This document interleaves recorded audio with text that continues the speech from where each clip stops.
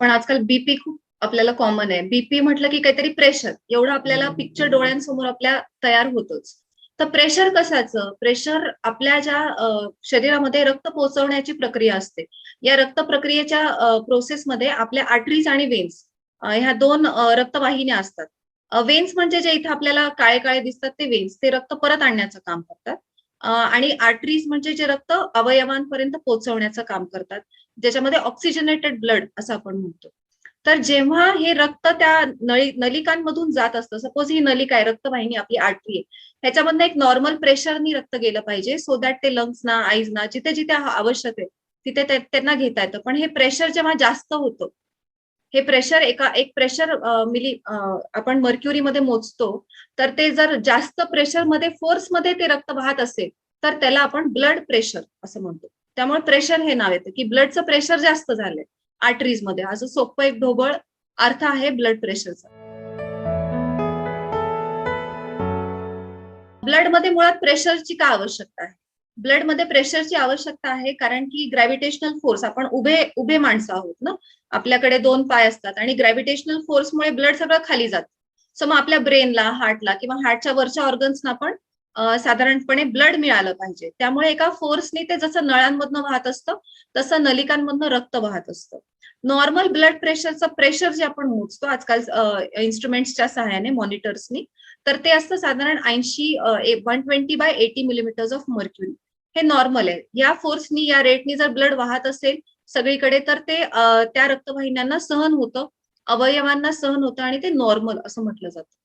पण हा फोर्स जेव्हा वाढतो, जेव्हा 120च्या पुढे जातो, म्हणजे सिस्टॉलिक आणि डायस्टॉलिक ब्लड प्रेशर असतं. जेव्हा त्याचं प्रमाण 120च्या वरती म्हणजे साधारण 140/90 व्हायला लागतं. जेव्हा आपल्याला ताण येतो, तणाव येतो किंवा आपण पळतो, स्ट्रेस असतो, वेळेचा आपण आपल्याला ऑफिसला उशीर होतोय, तर थोडंसं 130/90 वगैरे ब्लड होऊ शकतं, 140 होऊ शकतं. सिस्टॉलिक प्रेशर किती पण वाढू शकतं. पण जेव्हा डायस्टॉलिक पण वाढायला लागतं 140/90 हे येतं, तेव्हा आपण त्याला हायपर टेन्शन म्हणजे हायपर म्हणजे वाढलेलं आहे. तर त्याला आपण हाय बीपी असं पण म्हणतो. सगळ्यात इम्पॉर्टंट म्हणजे जसं मी म्हटलं, की हे लाईफस्टाईल मॉडिफाईड डिसीजेस आहेत. सगळ्यात महत्वाचं जेव्हा पेशंट आमच्याकडे येतो, आम्ही त्यांना फॅमिली हिस्ट्री विचारतो, की फॅमिलीमध्ये कुणाला तुमच्या हाय ब्लड प्रेशर आहे का? फॅमिलीमध्ये जवळच्या रक्तातल्या नात्यांमध्ये जर हाय ब्लड प्रेशर असेल, तर ब्लड प्रेशर होण्याचे चान्सेस वाढतात. शिवाय लहानपणापासूनची हिस्ट्री असते, जेनेटिक, हेरिडिटी अशी पण हिस्ट्री असू शकते. पण जर तुम्ही बघितलं एक साधारण 20 ते 25 वर्षांपूर्वीपर्यंत ब्लड प्रेशरचे पेशंट्स तुम्हाला खूप जास्त नाही दिसायचे. आता अशात त्याचं प्रमाण वाढलेलं आहे, which is again because of lifestyle modified disease. आजकाल आपण बघतो की स्ट्रेस खूप वाढलेला आहे. आता स्ट्रेस कशा-कशाचा असू शकतो? स्ट्रेस वेळेचा असू शकतो. एकतर आपण बघतो की खेडेगावांमध्ये किंवा शहरांमध्ये काय फरक आहे? तर तो वेळेचा आहे. खेड्यांमध्ये बऱ्यापैकी आरामात लोकं करतात, तर तो स्ट्रेस ऑलरेडी कमी झालेला असतो. ऑलरेडी इथे बाकीचा स्ट्रेस असतो पैशांचा, जॉबचा, घराचा, फॅमिलीचा, एक्स्पेक्टेशन्स वाढलेत लोकांचे. आणि हे सगळं करत असताना आजकाल सोशल मीडिया, इंटरनेट ह्याच्यामुळे फोमो पण वाढलेला आहे, की हे केलंच पाहिजे. म्हणजे 2 बीएचके फ्लॅट असलाच पाहिजे, चांगली गाडी असलीच पाहिजे, मुलांनी छानच कपडे घातले पाहिजेत, फॉरेनची एक टूर तरी झालीच पाहिजे. हा सगळा जो अनवॉन्टेड घेतलेला स्ट्रेस आहे आणि त्याच्यासाठी एक्स्ट्रा पैसे कमवण्याचा जो स्ट्रेस आहे, त्याच्यामुळे बीपीचं प्रमाण खूप वाढलेलं दिसतंय सगळ्यांमध्ये सध्या. आणि या व्यतिरिक्त कारणं असू शकतात ती म्हणजे ओबेसिटी, पिझ्झा, बर्गर जसं लाईफस्टाईल चेंजेस झालेले आहेत. खूप सिडेंटरी लाईफस्टाईल आहे. त्याच्यामुळे पण हार्मोनल इम्बॅलन्स होतो. त्याच्यामुळे ब्लड प्रेशर वाढतो. कोलेस्ट्रॉलचं प्रमाण वाढतं, त्यामुळे पण ब्लड प्रेशर वाढतं. तर हायपरटेन्शन जसं मी म्हटलं, की फोर्स वाढतो, प्रेशर वाढतं. तर प्रेशर वाढल्यामुळे काय येतं, की तुम्हाला अचानक गिड्डीनेस वाटायला लागतो. गिड्डीनेस म्हणजे चक्कर आल्यासारखी वाटणे. खूप तहान लागणे, अचानकपणे घसा कोरडा पडणे. याशिवाय तुम्हाला पाल्पिटेशन्स होतात. म्हणजे हृदयामध्ये असं थोडं आपण म्हणतो ना, माझ्या छातीत धडधडायला लागलंय अचानकपणे. कारण की फोर्स वाढल्यामुळे हार्ट रेट पण वाढलेला असतो. घाम यायला लागतो पेशंट्सना, कारण की बेसल मेटाबॉलिक रेट वाढलेला असतो. काम जास्त जेव्हा होतं, तेव्हा आपोआप घाम येतो आपल्याला. पाल्पिटेशन्स वाढतात आणि चक्कर येण्याचं प्रमाण वाढतं. सो ही सगळी आणि हाताला ट्रेमर्स यायला लागतात. म्हणजे थरकाप वाढणे, कानांमध्ये टिनिटस म्हणजे आवाज ऐकू येणे, ब्लरिंग ऑफ व्हिजन होतं म्हणजे तुम्हाला कमी दिसायला लागतं किंवा अचानकपणे चक्कर येणे. हे हायपरटेन्शनची लक्षणं. सो हायपरटेन्शन वरती सगळ्यात महत्वाचे 3 लाईन्स ऑफ ट्रीटमेंट असतात. ते अत्यंत सुंदर अशा पद्धतीने एक्सप्लेन केलेलं आहे. हायपरटेन्शनचे उपचारमध्ये सगळ्यात इम्पोर्टंट येतं सेल्फ केअर, त्याच्यानंतर येतं लाईफस्टाईल चेंजेस आणि त्याच्यानंतर येतं मेडिकेशन.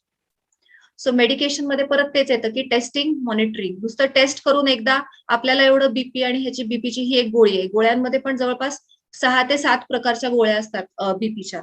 ज्याच्यामध्ये येतं एस इन्हिबिटर्स म्हणजे जसं की आपल्याला ब्लड वेसल्समध्ये बीपी लो करायचं असेल किंवा डायुरेटिक्स असतील. डायुरेटिक्समध्ये किडनी जास्तचं हे काढतात, पाणी घेतं आणि ते बाहेर फेकण्याचं काम. त्याला आपण डायुरेटिक्स म्हणतो. बीटा ब्लॉकर्स आहेत, जो हार्ट रेट कमी करण्याचं काम करतात. अँटी हायपरटेन्सिव्ह ड्रग्स आहेत, जे बीपी कमी करण्याचं काम करतात. कॅल्शियम चॅनल ब्लॉकर्स, वेझोडायलेटर्स इतक्या प्रकारचे ड्रग्स आज उपचारासाठी बीपीच्या अवेलेबल आहेत. हे ग्रुप ऑफ ड्रग्स आहेत जे मी सांगितलं ते. यातले पण खूप सगळ्या गोळ्या असतात की तुम्हाला कोणती. सो वारंवार टेस्ट करणे, त्याला मॉनिटर करणे. एकदा टेस्ट करून गोळी घेऊन चालत नाही, कारण कदाचित तुम्हाला ती गोळी सूट नाही झाली किंवा त्या गोळीचे काही साईड इफेक्ट झाले तर तुम्हाला अचानकपणे चक्कर येऊन पडणे, बीपी अचानक कमी होणे किंवा बीपी कंट्रोलमध्येच न येणे आणि तो क्रॉनिक तसाच राहणे. सो रेग्युलर टेस्टिंग पण गरजेचं आहे.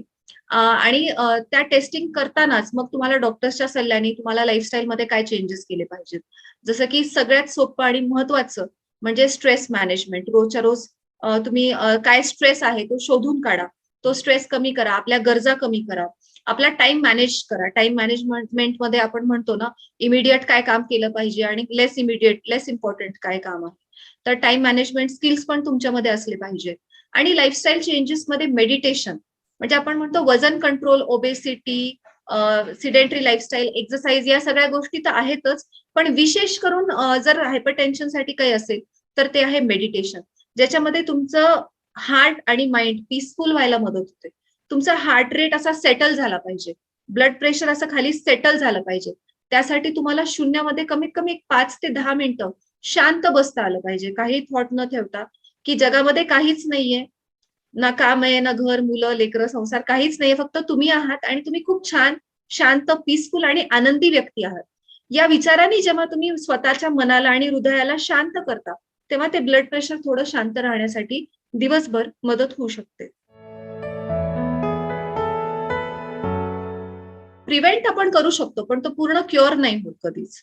सो प्रिव्हेन्शनसाठी जसं मी सांगितलं, की तुम्हाला लाईफस्टाईल चेंजेस, तुम्हाला ट्रीटमेंट प्रोटोकॉल्स आहेत आणि तुम्हाला मॉडिफिकेशन्स आहेत. म्हणजे तुम्हाला क्युअर पण करायला लागतं, की सेल्फ केअरद्वारे. सेल्फ केअरमध्ये येतं सेल्फ लव्ह. आजकाल प्रत्येक ह्युमन बीइंगची नीड काय असते? लव्ह, केअर आणि सपोर्ट.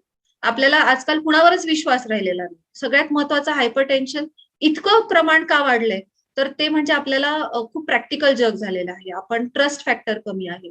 आपल्याला फिअर, फ्लाइट आणि फ्रीज मेकॅनिझम जे आपण म्हणतो की फायटिंग मोडमध्ये आपण सतत असतो. सर्व्हायव्हल मोडमध्ये आज मनुष्य जगतो आहे. तर या सर्व्हायव्हल मोडमधनं बाहेर आपला कंट्रोल जगावरती नाहीये. आपला आपल्या घरांवर, आपल्या मुलांवर पण कंट्रोल नाही.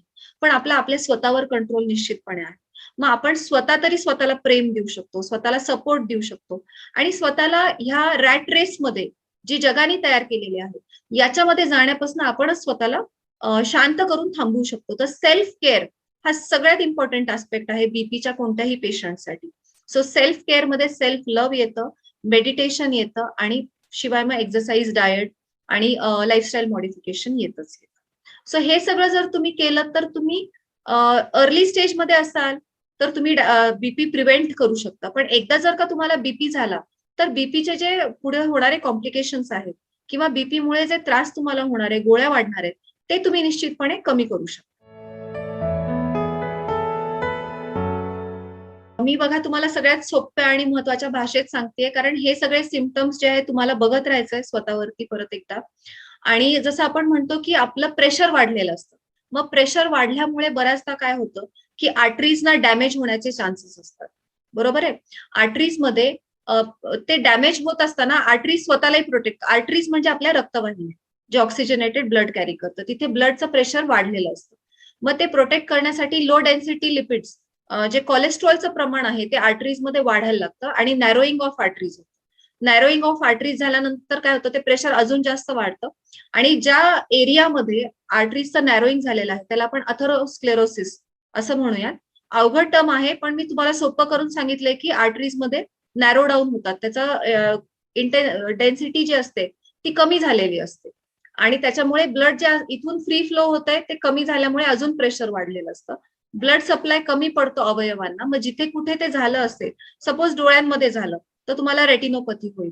तुमच्या ब्रेनमध्ये आलं, तर तुम्हाला ब्रेन अटॅक किंवा कधी-कधी अचानक ओव्हर ब्लड प्रेशर वाढून सुद्धा आपण बघितलंय, की सडन काही सिच्युएशन घटना येते आणि त्या माणसाला हार्ट अटॅक येतो किंवा त्यांना टीआय येतो, ट्रान्झिएंट म्हणजे त्यांना ब्रेन मधली वाहिनी फुटते आणि तिथे त्यांना अटॅक येतो, कन्व्हर्जन येऊ शकतं. सो किडनीज वरती त्याचा परिणाम होतो. त्याला आपण नेफ्रोपॅथी म्हणतो. शिवाय नर्व्हज मध्ये तर होतच असतो, की टिंगलिंग, नमनेस ऑफ फिंगर्स वगैरे. तर इतर अनेक अवयवांमध्ये याचा परिणाम होतो. फिमेल्समध्ये ब्लड प्रेशरचं प्रमाण खूप कमी असतं, कारण इस्ट्रोजन हॉर्मोनमुळे त्यांचं जे प्रोटेक्शन मिळतं त्यांना, तर ते त्यांना हॉर्मोनल प्रोटेक्शन ऑलरेडी मिळालेलं असतं. पण काही आजकाल महिला महिला पण अशा आहेत ज्यांना बीपीचं प्रमाण आढळतं आणि त्यामुळे त्यांना प्रेग्नन्सी रिलेटेड कॉम्प्लिकेशन्स होऊ शकतात. तर हे सगळे बीपीमुळे होणारे पुढचे कॉम्प्लिकेशन्स आपल्याला निश्चित टाळता येतात. जर आपण रेग्युलर मेडिसिन, रेग्युलर चेकअप आणि लाईफस्टाईल चेंजेस, सेल्फ केअर जर आपण इन्क्लूड केलं तर.